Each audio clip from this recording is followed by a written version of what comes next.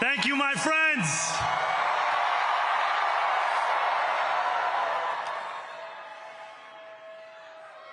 The sun may have set over our city this evening, but as Eugene Debs once said, I can see the dawn of a better day for humanity. For as long as we can remember, the working people of New York have been told by the wealthy and the well-connected that power does not belong in their hands. Fingers bruised from lifting boxes on the warehouse floor, palms calloused from delivery bike handlebars, knuckles scarred with kitchen burns. These are not hands that have been allowed to hold power. And yet, over the last 12 months, you have dared to reach for something greater. Tonight, against all odds, we have grasped it. The future is in our hands. My friends, we have toppled a political dynasty.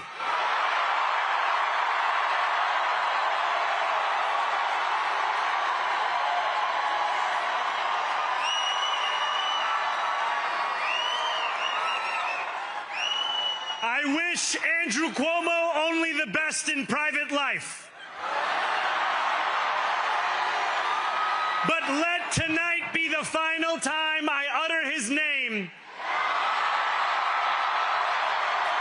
as we turn the page on a politics that abandons the many and answers only to the few.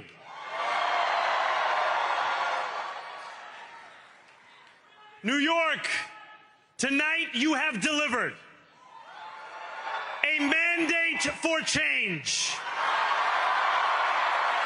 a mandate for a new kind of politics, a mandate for a city we can afford, and a mandate for a government that delivers exactly that. On January 1st, I will be sworn in as the mayor of New York City.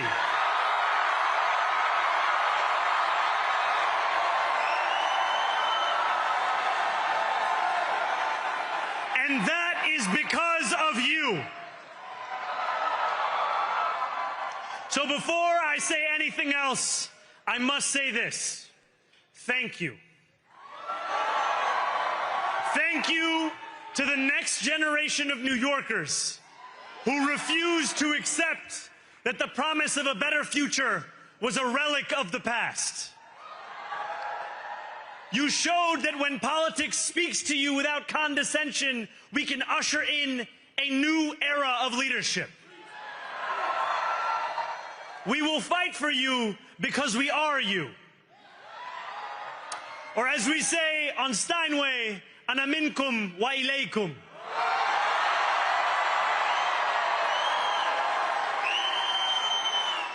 Thank you to those so often forgotten by the politics of our city who made this movement their own. I speak of Yemeni bodega owners and Mexican abuelas, Senegalese taxi drivers and Uzbek nurses, Trinidadian line cooks and Ethiopian aunties. Yes, aunties. To every New Yorker in Kensington and Midwood and Hunts Point, know this. This city is your city, and this democracy is yours too. This campaign is about people like Wesley, an $11.99 organizer I met outside of Elmhurst Hospital on Thursday night. A New Yorker who lives elsewhere, who commutes 2 hours each way from Pennsylvania because rent is too expensive in this city. It's about people like the woman I met on the BX 33 years ago, who said to me, I used to love New York, but now it's just where I live. And it's about people like Richard, the taxi driver I went on a 15-day hunger strike with outside of City Hall, who still has to drive his cab 7 days a week. My brother, we are in City Hall now.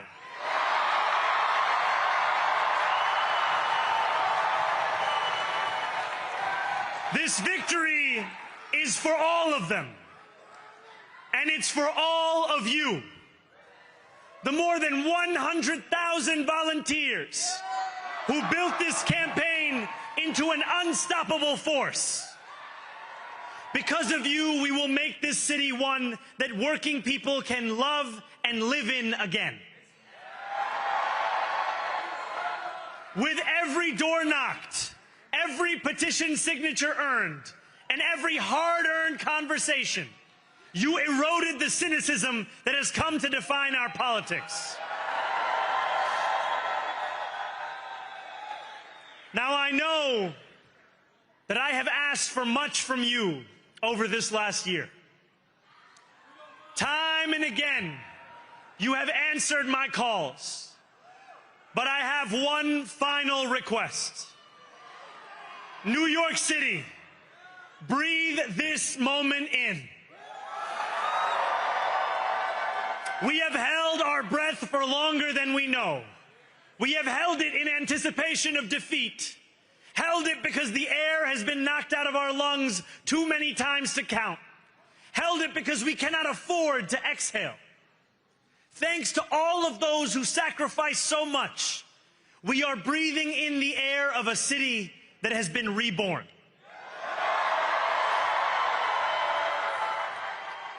To my campaign team, who believed when no one else did,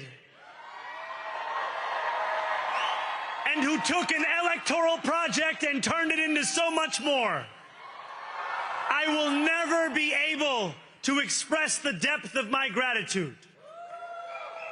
You can sleep now. To my parents, Mama and Baba, you have made me into the man I am today. I am so proud to be your son.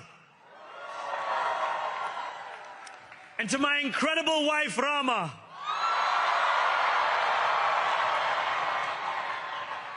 Hayati, there is no one I would rather have by my side in this moment and in every moment.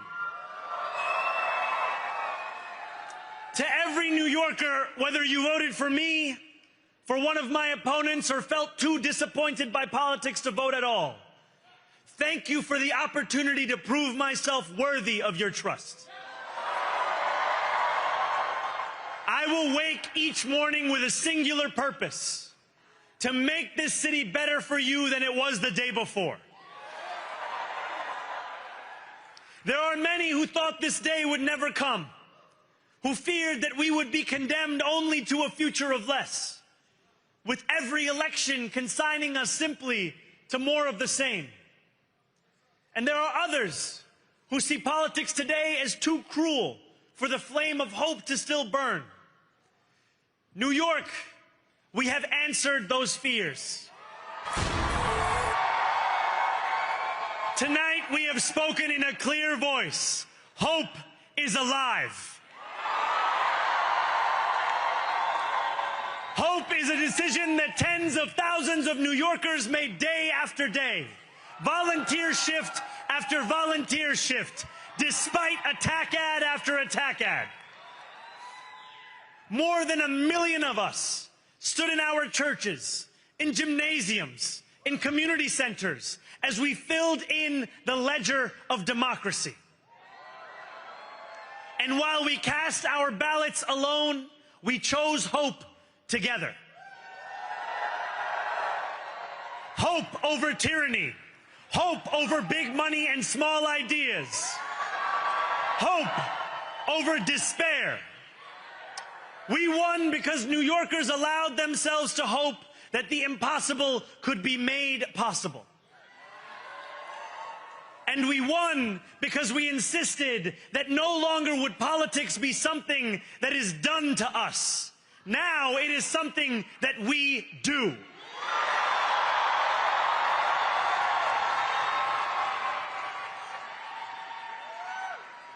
Standing before you, I think of the words of Jawaharlal Nehru. A moment comes but rarely in history when we step out from the old to the new, when an age ends and when the soul of a nation long suppressed finds utterance.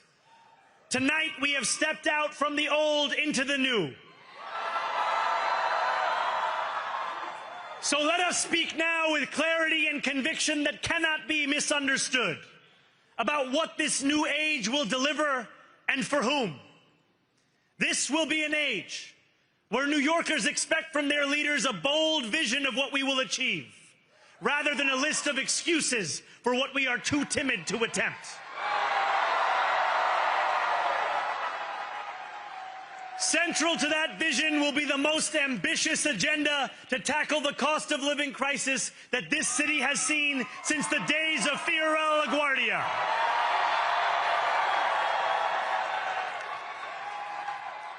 An agenda that will freeze the rents for more than 2 million rent-stabilized tenants. Make buses fast and free. And deliver universal child care across our city. Years from now, may our only regret be that this day took so long to come. This new age will be one of relentless improvement. We will hire thousands more teachers. We will cut waste from a bloated bureaucracy. We will work tirelessly to make lights shine again in the hallways of NYCHA developments where they have long flickered.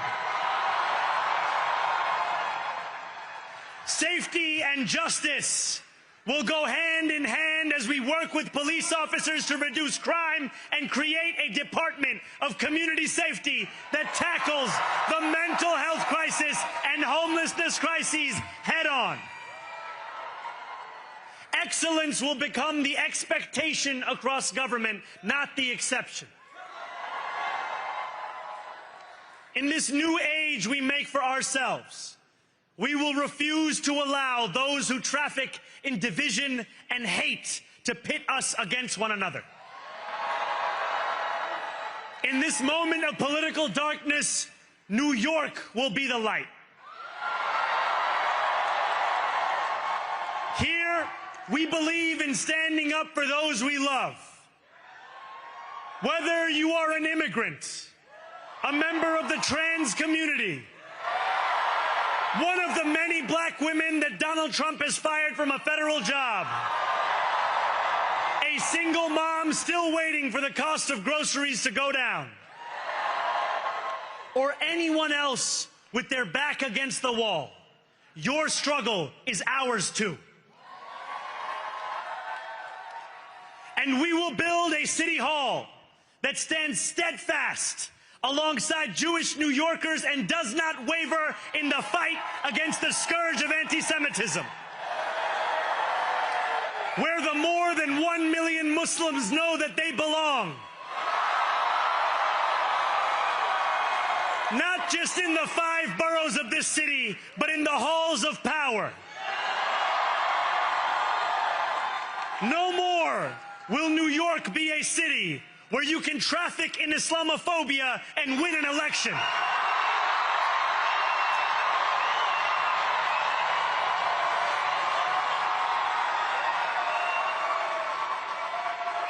This new age will be defined by a competence and a compassion that have too long been placed at odds with one another. We will prove that there is no problem too large for government to solve and no concern too small for it to care about. For years, those in City Hall have only helped those who can help them. But on January 1st, we will usher in a city government that helps everyone. Now, I know that many have heard our message only through the prism of misinformation. Tens of millions of dollars have been spent to redefine reality and to convince our neighbors that this new age is something that should frighten them. As has so often occurred, the billionaire class has sought to convince those making $30 an hour that their enemies are those earning $20 an hour. They want the people to fight amongst ourselves so that we remain distracted from the work of remaking a long broken system. We refuse to let them dictate the rules of the game anymore. They can play by the same rules as the rest of us. Together, we will usher in a generation of change. And if we embrace this brave new course, rather than fleeing from it, we can respond to oligarchy and authoritarianism with the strength it fears, not the appeasement it craves. After all, if anyone can show a nation betrayed by Donald Trump how to defeat him, it is the city that gave rise to him.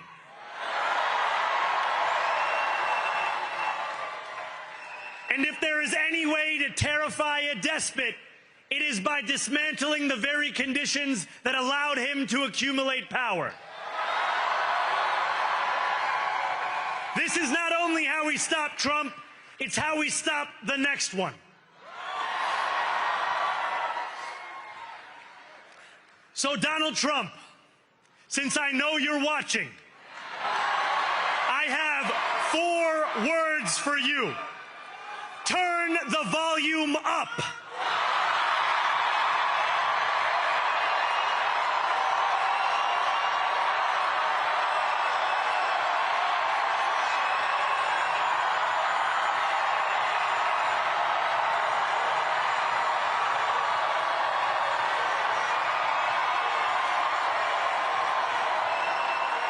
We will hold bad landlords to account, because the Donald Trumps of our city have grown far too comfortable taking advantage of their tenants. We will put an end to the culture of corruption that has allowed billionaires like Trump to evade taxation and exploit tax breaks.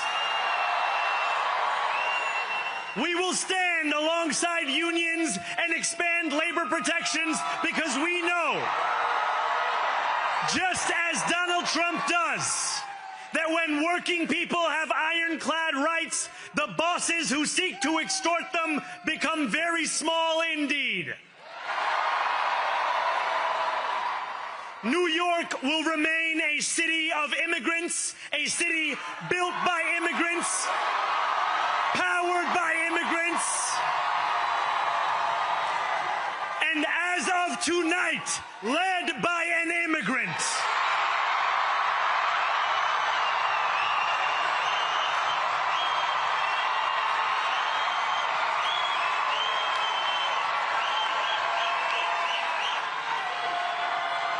So hear me, President Trump, when I say this. To get to any of us, you will have to get through all of us.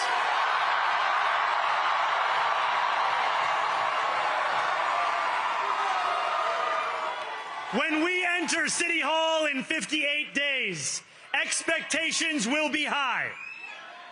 We will meet them. A great New Yorker once said that while you campaign in poetry, you govern in prose. If that must be true, let the prose we write still rhyme, and let us build a shining city for all. And we must chart a new path, as bold as the one we have already traveled. After all, the conventional wisdom would tell you that I am far from the perfect candidate. I am young, despite my best efforts to grow older. I am Muslim. I am a democratic socialist. And most damning of all, I refuse to apologize for any of this. And yet, if tonight teaches us anything, it is that convention has held us back. We have bowed at the altar of caution, and we have paid a mighty price. Too many working people cannot recognize themselves in our party. And too many among us have turned to the right for answers to why they've been left behind. We will leave mediocrity in our past. No longer will we have to open a history book for proof that Democrats can dare to be great. Our greatness will be anything but abstract. It will be felt by every rent-stabilized tenant who wakes up on the first of every month, knowing the amount they're going to pay hasn't soared since the month before. It will be felt by each grandparent who can afford to stay in the home they have worked for, and whose grandchildren live nearby because the cost of childcare didn't send them to Long Island. It will be felt by the single mother who is safe on her commute and whose bus runs fast enough that she doesn't have to rush school drop-off to make it to work on time. And it will be felt when New Yorkers open their newspapers in the morning and read headlines of success, not scandal. Most of all, it will be felt by each New Yorker when the city they love finally loves them back. Together, New York, we're going to freeze the... Together, New York, we're going to make buses fast and... Together, New York, we're going to deliver universal... Let the words we've spoken together, the dreams we've dreamt together, become the agenda we deliver together.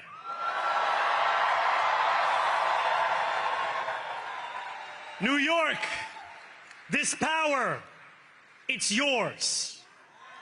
This city belongs to you. Thank you.